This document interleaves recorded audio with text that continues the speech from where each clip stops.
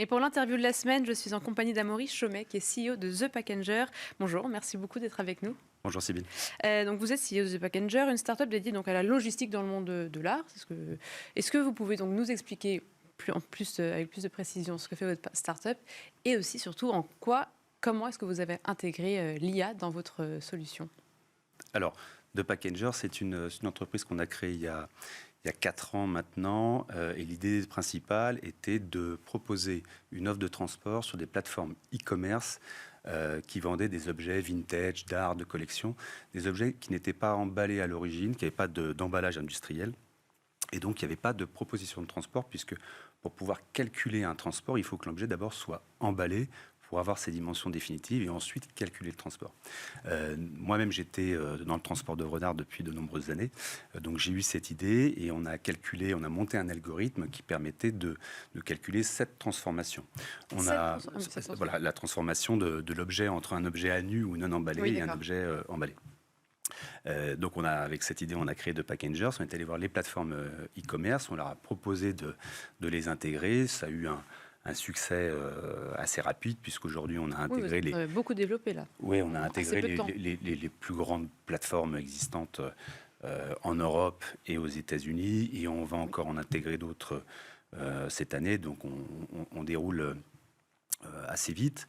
Et donc voilà. Donc aujourd'hui, on est installé en France, aux États-Unis, en Italie, en Angleterre. Vous avez signé avec Drouot, Interenchère notamment. Voilà, Invaluable, Live Auctioneer. Voilà, il y a pas mal de plateformes avec qui on travaille. On est le seul à avoir cette proposition. Et finalement, ça permet de massifier tous ces flux. Nous, on est vraiment un acteur indépendant, neutre. Il faut comprendre que les commissaires-priseurs utilisent plusieurs canaux de vente. Ils peuvent utiliser une plateforme, 2 plateformes, parfois 3 plateformes.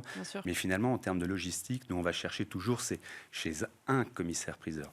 Et le fait de massifier ces flux permet d'avoir des prix très compétitifs, des prix qui se rapprochent au prix du e-commerce et non plus à des prestations unitaires, et ce qui favorise bien sûr le développement des ventes, le commerce en général. Voilà. Et donc l'aspect intelligence artificielle dans cette solution pour permettre que ce soit plus efficace, en fait, c'est ça qui... Alors il y a plusieurs domaines sur lesquels on avance avec l'intelligence artificielle. Il y a deux éléments qu'on a déjà acté, développé et qui est déjà utilisé dans notre système.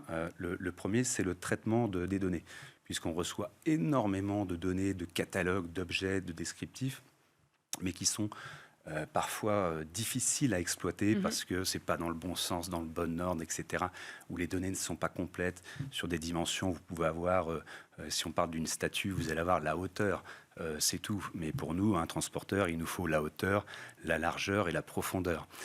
Donc on s'est servi finalement de tout notre base de données, de tout. On a monté les datasets en IA et aujourd'hui, on est capable de traiter les millions de données qu'on reçoit pour avoir une donnée définitive utilisable pour nous afin de donner un pricing. Voilà. Que ce soit encore plus précis. Encore plus précis une et surtout beaucoup plus aussi, rapide. Voilà.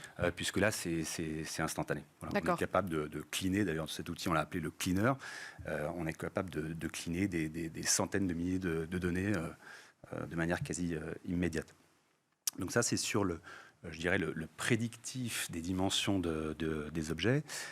Et ensuite, on a monté d'autres datasets qui permettent également de donner de la prédiction sur la typologie d'emballage.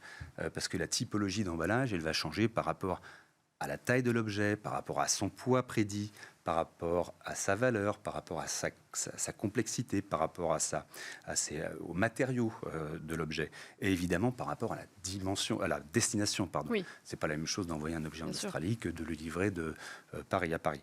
Donc aujourd'hui, avec l'IA, on est capable, nous, en interne, de tout de suite pouvoir définir la typologie d'emballage.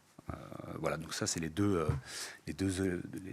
choses qu'on a réalisées l'année dernière, qui est déjà fonctionnelle chez nous et qui marche très bien.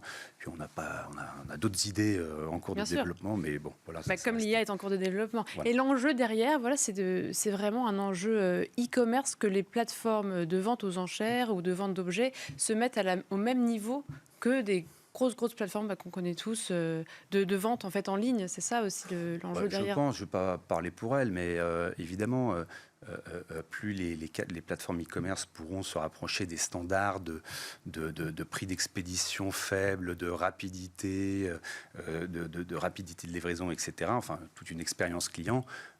Plus elles augmenteront leurs ventes et elles pourront attirer de nouveaux clients. Ça, non, mais je pense que c'est intéressant certain. que vous utilisiez le terme, je regardais sur le site, d'harmonisation. C'est vraiment qu'en fait, on n'est plus dans des mondes séparés. Et là, maintenant, c'est vraiment chaque plateforme e-commerce se fait concurrence. On doit tous jouer dans la même cour, en fait. C'était ça je crois que c'était intéressant. Oui, sans doute. Et nous, on est l'acteur qui est un peu au milieu. Et je pense qu'on est un acteur qui, je dirais, pour le bien commun, puisque cette massification, le volume qu'on draine de par le fait de travailler pour tout le monde, fait qu'au final, on est capable, de financer des projets de développement comme les nôtres et de donner des prix très compétitifs avec un service de qualité et un service qui va aller de plus en plus vite au bénéfice du client final, de l'acheteur. Voilà. Et un volume qui est voué à augmenter, vous pensez ou... Oui, nous, on a une croissance, on double chaque année. On a fait 300 000 opérations l'année dernière. On a un pipe qui est très important. Après, c'est de la logistique, puisque nous, on fait physiquement les opérations de collecte et d'emballage. Donc tout ça, notre développement, on doit aussi l'accompagner par, je dirais, une qualité physique de ramasse, d'emballage, etc., etc. Eh bien, merci beaucoup à Maurice Chomet. Je rappelle que vous êtes CEO de The Packager. Merci beaucoup pour votre intervention. Et quant à nous, on se retrouve la semaine prochaine pour un nouveau numéro d'Art et Marché.